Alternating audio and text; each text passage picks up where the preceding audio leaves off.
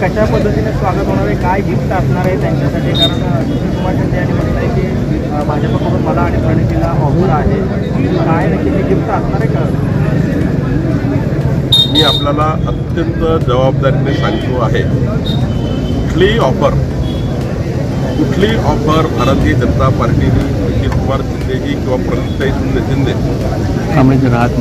ते आमचे चांगले मित्र आहेत, ते आमचे पारिवारिक त्याचे संबंध आहेत, पण अशी कुठली ऑफर आम्ही त्यांना दिली नाही आहे.